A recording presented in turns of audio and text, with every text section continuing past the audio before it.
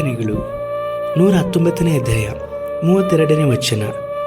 ನೀನು ನನ್ನ ಅಂತರಾತ್ಮವನ್ನು ಬಿಡುಗಡೆ ಮಾಡು, ಆಗ ಆಸಕ್ತಿಯಿಂದ ನಿಮ್ಮ ಆಜ್ಞಾ ಮಾರ್ಗವನ್ನು ಅನುಸರಿಸುವೆನು. ಕರ್ತನಲ್ಲಿ ಪ್ರೀತಿಯ ದೇವಜನರೇ, ದೇವರಾಗಿರುವಂಥ ಯೇಸು ಕರ್ತನ ಈ ದಿವಸವೂ ಸಹ ನಿಮ್ಮನ್ನು ಪ್ರೀತಿಸುವವರಾಗಿ ಇದ್ದಾರೆ. ಅನುದಿನವೂ ಸಹ ಅವರು ನಿಮ್ಮನ್ನು ಯಾವಾಗಲೂ ಸಹ ಪ್ರೀತಿಸುತ್ತಾ ನಡೆಸ್ತಾರೆ. ಅವರ ಹಾಗೆ ನಿಮ್ಮನ್ನು ಪ್ರೀತಿಸೋರು ಪಾಲಿಸೋರು ಒಬ್ಬರೂ ಸಹ ಇಲ್ಲ. ಕೆಲವೊಂದು ಸಮಯದಲ್ಲಿ ದೇವರ ಆಲೋಚನೆಗಳು ಮಾತ್ರವಲ್ಲದೆ ದೇವರ ಮೇಲಿನ ನಮ್ಮ ನಂಬಿಕೆಗಳು ಸಂಶಯವನ್ನು ಹುಟ್ಟಿಸುವ ಹಾಗೆ ನಡೆಸಲ್ಪಡ್ತದೆ. ನಮ್ಮ ಆಂತರ್ಯದ ಆತ್ಮವು ಯಾವಾಗಲೂ ಸಹ ಒಂದೇ ರೀತಿಯಲ್ಲಿ ಇರೋದಿಲ್ಲ. ನಾವು ಯೇಸು ಕರ್ತನ ನಂಬಿದಂದಿನಿಂದ ಈವರೆಗೂ ಸಹ ನೋಡುವುದಾದರೆ, ಆತ್ಮದಲ್ಲಿ ನಿರ್ಧರಿಸಿದ್ದಕ್ಕಿಂತ ಹೆಚ್ಚಾಗಿ ನಮ್ಮ ಮಾಂಸದಲ್ಲಿ ನಿರ್ಧರಿಸಿದಂಥದ್ದು ಹೆಚ್ಚು. ನಮ್ಮ ಮಾನಸಿಕವಾದಂಥ ಆತ್ಮದ ಆಲೋಚನೆಗಳು ಎಂದಿಗೂ ಸಹ ಬಿದ್ದು ಹೋಗುವಂಥದ್ದಾಗಿದೆ.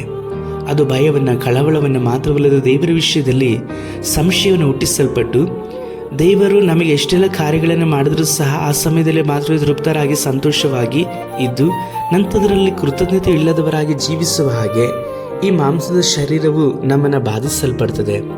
ಇದರಿಂದಾಗಿ ನಾವು ದೇವರಿಂದ ದೂರವಾಗಲ್ಪಡುವಂಥದ್ದು ಮಾತ್ರವಲ್ಲದೆ ದೇವರ ವಿಷಯದಲ್ಲಿರಬೇಕಾದಂಥ ಭಯ, ಭಕ್ತಿ, ಪ್ರಾರ್ಥನಾ ಜೀವಿತ, ವಾಕ್ಯಗಳನ್ನು ಓದದೇ ಇರುವಂಥದ್ದು, ಒಟ್ಟಾರೆಯಾಗಿ ಮುಂದುವರಿದು ಸಹ ಇದು ಯಾವ ರೀತಿಯಲ್ಲಿ ನಡೆಸಲ್ಪಡ್ತದೆ ಎಂಬುದಾಗಿ ನೋಡುವುದಾದರೆ, ಹೆಸರಿಗೆ ಮಾತ್ರವೇ ನಾವು ಯೇಸುವನ್ನು ನಂಬಿದವರಾಗಿ ಇರುವ ಹಾಗೆ ನಡೆದುಕೊಳ್ಳುವ ಹಾಗೆ ನಡೆಸುತ್ತದೆ. ಅದಕ್ಕೋಸ್ಕರವಾಗಿ ಭಕ್ತನು ಹೇಳ್ತಾನೆ, ನನ್ನ ಅಂತರಾತ್ಮವನ್ನು ನೀವು ಬಿಡುಗಡೆ ಮಾಡಿ ಎಂಬುದಾಗಿ ಹೇಳಿ. ಅಂದರೆ ನಮ್ಮ ಆಲೋಚನೆಗೆ ಅನುಸಾರವಾಗಿ ನಡೆಯುವಂಥದ್ದು, ನಮ್ಮ ಚಿಂತನೆಗಳನುಸಾರವಾಗಿ ನಡೆಯುವಂಥದ್ದು, ನಮ್ಮ ಮಾಂಸದ ಆತ್ಮಕ್ಕನುಸಾರವಾಗಿ ನಡೆಯುವಂಥದ್ದು ಆ ಕಾರ್ಯಗಳನ್ನು ಅದು ದೇವರಾದ ಕರ್ತನ ಬಿಡುಗಡೆ ಮಾಡುವಾಗ ನಾವು ಆತನಲ್ಲಿ ಆಸಕ್ತಿಯಿಂದ ಆತನ ಆಜ್ಞೆಗಳನ್ನು, ಆತನ ವಾಕ್ಯಗಳಿಗೆ ನಾವು ವಿಧೇಯರಾಗಿ ನಡೆಯಲ್ಪಡಬಹುದು. ಹೀಗೆ ನಾವು ದೇವರಿಗೆ ವಿಧೇಯರಾಗಿ ನಡೆಯುವಾಗ ದೇವರ ಚಿತ್ತ ಏನೆಂಬುದಾಗಿ ನಾವು ಅರಿತುಕೊಳ್ಳುತ್ತೇವೆ. ಮಾತ್ರವಲ್ಲದೆ ದೇವರ ಆತ್ಮನಿಂದ ನಾವು ನಡೆಸಿಕೊಳ್ಳುತ್ತೇವೆ. ದೇವರ ಆತ್ಮನಿಂದ ನಡೆಸಿಕೊಳ್ಳುವಂಥವರು ಮಾತ್ರವೇ ತಾನವೇ ಅವರ ಮಕ್ಕಳಾಗಿದ್ದಾರೆ. ಯಾರ್ಯಾರು ದೇವರ ಆತ್ಮನಿಂದ ನಡೆಸಿಕೊಳ್ಳುತ್ತಾರೆ ಅವರೆಲ್ಲರೂ ಸಹ ದೇವರ ಮಕ್ಕಳಾಗಿದ್ದಾರೆ ಎಂಬುದಾಗಿ ರೋಮ 8ನೇ ಅಧ್ಯಾಯದಲ್ಲಿ ನಾವು ನೋಡುತ್ತೇವೆ. ಆ ಕಾರಣದಿಂದಾಗಿ ನಾವು ಮಾಂಸದ ಆತ್ಮನಿಂದಲ್ಲ, ಪವಿತ್ರ ಆತ್ಮನಿಂದ ನಡೆಸಲ್ಪಡುವ.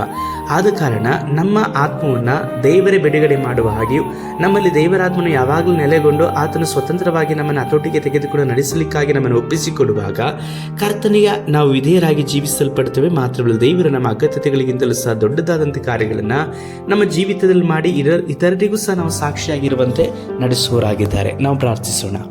ಸರ್ವಶಕ್ತನಾದ ದೇವರೇ, ನೀವು ನಮ್ಮ ಅಂತರಾತ್ಮವನ್ನು ಬಿಡುಗಡೆ ಮಾಡಿರಿ.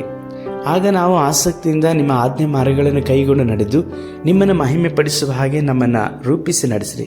ನಿಮ್ಮ ಕರೆಗಳಿಗೆ ಒಬ್ಬೊಬ್ಬರನ್ನು ಒಪ್ಪಿಸಿಕೊಡುತ್ತೇವೆ. ಯೇಸು ಕರ್ತನ ನಾಮದಲ್ಲಿ ತಂದೆಯೇ, ಆಮೆನ್.